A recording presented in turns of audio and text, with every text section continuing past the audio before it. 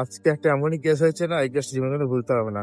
Customer pick up location দিয়েছে হচ্ছে খড়দা রেলগেটটা পার করে, মানে খুব জোর 200-300 মিটার দূর হবে, 200-300 মিটার দূর হয়ে, ঠিক আছে, যে খড়দা যে রামকৃষ্ণ মিশন আছে ওই রাস্তাটাই হবে, ঠিক আছে। ওই রাস্তাটা ঢুকে একটু বাঁদিকে একটা গেট আছে, মানে ইলেকট্রিক সাপ্লাই আছে, ইলেকট্রিক সাপ্লাই গেটটা ওখানে পিক আপ লোকেশন দিয়েছে।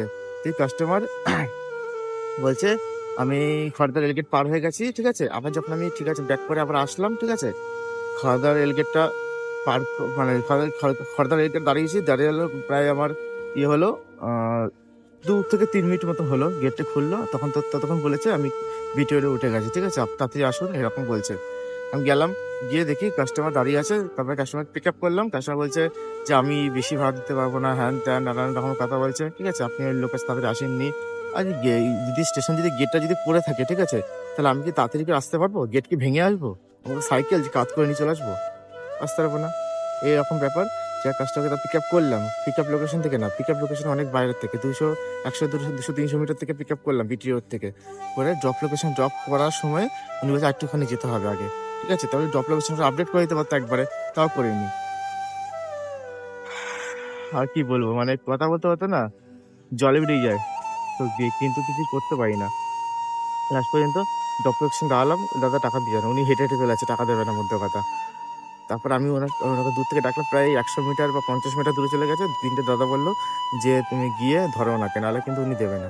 যাক গেলাম, গিয়ে দেখা জুট মিল না কি মিল আছে, জুট মিল ওখানে গেটে ঢুকলো উনি। ওনাকে বললাম যে আপনাকে, হ্যাঁ, যে আপনি আমাকে 24 টাকা কম 40 টাকা দিয়েছিল উনি, আর 24 টাকা কম দিল, মানে মোট কথা 64, মানে 64 টাকা বিল হয়েছিল, ঠিক আছে। উনি আমাকে দিল হচ্ছে 40 টাকা অনলাইন করেছে, আর 24 টাকা আমাকে দিয়েছে পরে, অনেক পরে। গেটে ওখানে সামনে দাঁড়িয়ে অনেক বোঝালাম, হ্যান ত্যান, সিকিউরিটি গার্ডকে বললাম যে এরকম করলে হয়, র্যাপিডো বুক করেছেন কেন উনি, হ্যান ত্যান। পিক আপ লোকেশন একরকম দিয়ে, একরকম পিক আপ লোকেশন দিয়ে আরেক রকম, আর উনি বিটিওরে উঠে গেছে। ওনার যদি এত তাড়া ছিল তাহলে উনি বলতে পারতো যে আমি ক্যান্সেল করে দিচ্ছি আগের থেকে, ঠিক আছে, তারা আছে। তুমি বলিনি আমাকে, আমার কাছে তাড়াতাড়ি ফাস্ট মেসেজ হবে, ফাস্ট আসতে, তাড়াতাড়ি আসতে। কত তাড়াতাড়ি করবো? গেট কি ভেঙে যাবো মেসেজ যখন? তাহলে ওনার একটু আগেই আসা দরকার ছিল, আগের থেকে, তাই তো। যে এখন যেহেতু জানে যে এই খড়দা রেল গেটে পড়তে পারে, অনেক দেরি হবে খুলতে গেটটা। যাক লাস্ট পর্যন্ত তারপরে গেটের ওখানে দাঁড়ালাম, চিল্লামিল্লি করলাম, ঠিক আছে। সকাল সকাল মুড কার না খারাপ হয় বলো? ফার্স্ট মানে র্যাপিডো বুকিং এ যদি এরকম মুড হয়, মানে এরকম ব্যবহার করে, কার না মুড খারাপ হবে? মানে গরিবের পেটে লাথি মারা, এদের কাছে শিখতে হবে। এদের হচ্ছে গরিবের পেটে লাথি মারা।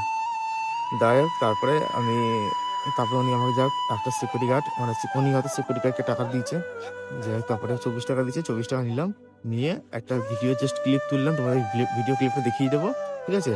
এখানে ভিডিও ক্লিপটা দেখে নাও, ঠিক আছে।